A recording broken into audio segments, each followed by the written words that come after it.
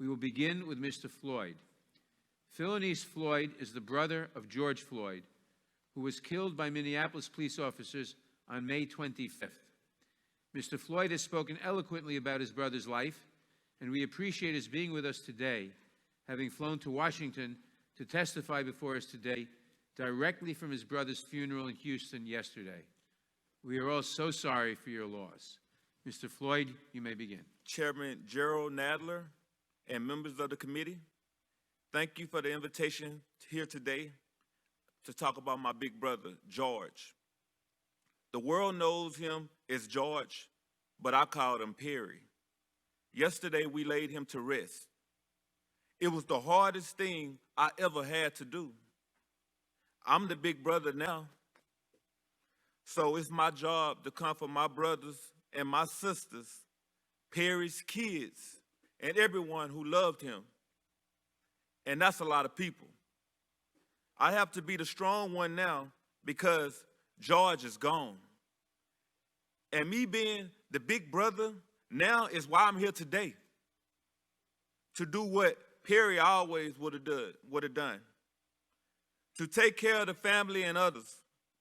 I couldn't take care of George that day he was killed, but maybe by speaking with you today, I can make sure that his death will not be in vain. To make sure that he is more than another face on a t-shirt, more than another name on a list that won't stop growing. George always made sacrifices for our family, and he made sacrifices for complete strangers. He gave the little that he had to help others. He was our gentle giant. I was reminded of that when I watched the video of his murder. He called all the officers sir. He was mild-mannered. He didn't fight back. He listened to all the officers. The man who took his life, who suffocated him for 8 minutes and 46 seconds, he still called them sir as he begged for his life. I can't tell you the kind of pain you feel when you watch something like that. When you watch your big brother, who you looked up to your whole entire life, die begging for his mom, I'm tired. I'm tired of pain. Pain you feel when you watch something like that. When you watch your big brother, who you looked up to for your whole life, die begging for his mom. I'm here to ask you to make it stop. Stop the pain. Stop us from being tired. George called for help and he was ignored. Please listen to the call I'm making to you now, to the calls of our family and the calls ringing out the streets across the world. People of all backgrounds, genders, and races have come together to demand change.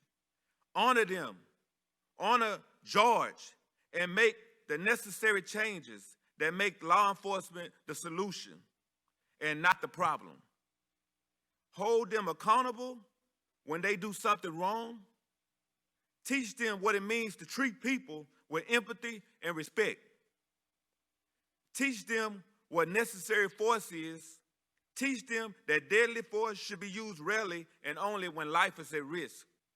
George wasn't hurting anyone that day. He didn't deserve to die over $20. I'm asking you, is that what a black man is worth? $20? This is 2020. Enough is enough. The people marching in the streets are telling you enough is enough. By the leaders that in our country, the world needs the right thing. The people elected you to speak for them, to make positive change. George's name means something. You have the opportunity here today to make your names mean something too. If his death ends up changing the world for the better, and I think it will, then he died as he lived. It is on you to make sure his death is not in vain. I didn't get the chance to say goodbye to Perry while he was here. I was robbed of that.